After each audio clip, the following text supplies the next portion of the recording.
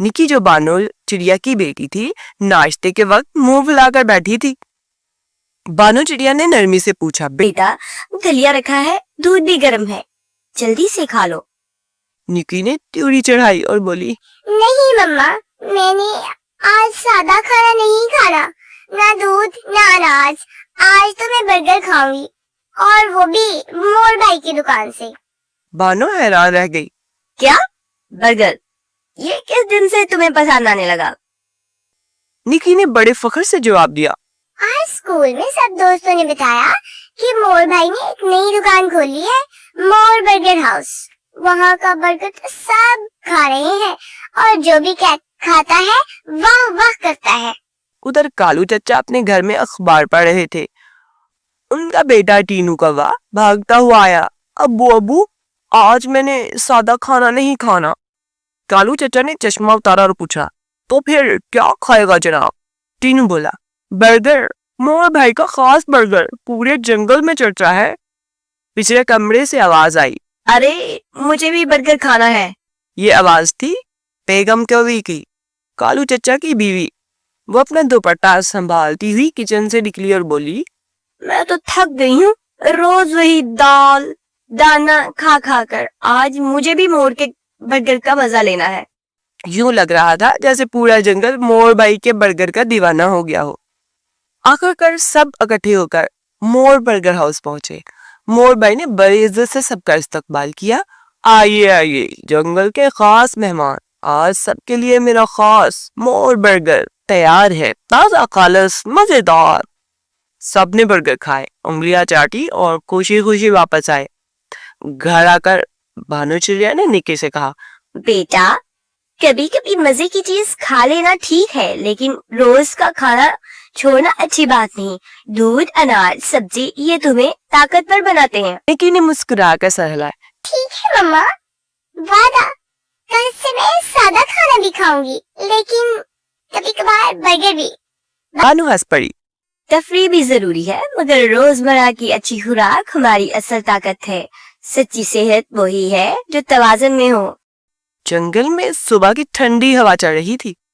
सब परिंदे अपने घोंसलों से निकल रहे थे, लेकिन भानु चिड़िया के घोंसले से आज सिर्फ खामोशी थी। निकी जो रोज चहक चहक कर सारा जंगल सर पर उठा लेती थी, आज चुपचाप बिस्तर पर लेटी हुई थी। भानु चिड़िया फिक्रमंदी से बेटी के माथे पर हाथ रखकर बोली, अरे निकी को तो तेज बुखार है, हाय अल्लाह क्या करूं? निकी धीमी आवाज में बोली, मम्मा मेरा गला भी दुख रहा है, मुझे शरबत पिला देना।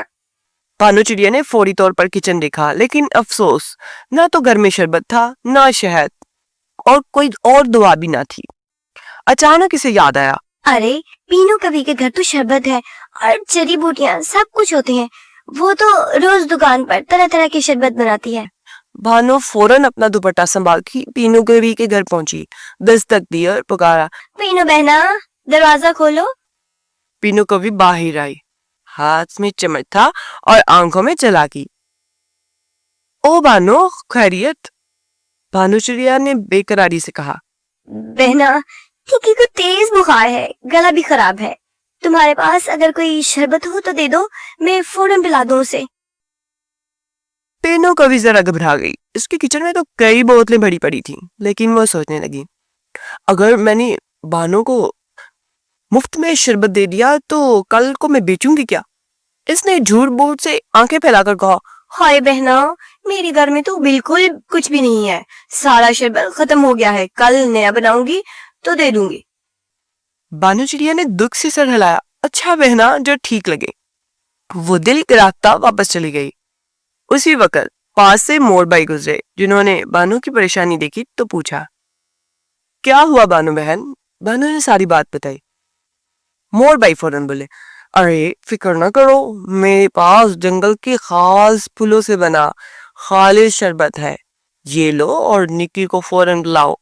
भानु चिड़िया ने शुक्रगुजार नजरों से मोर भाई को देखा, शरबत लिया और भागती हुई घर पहुंची।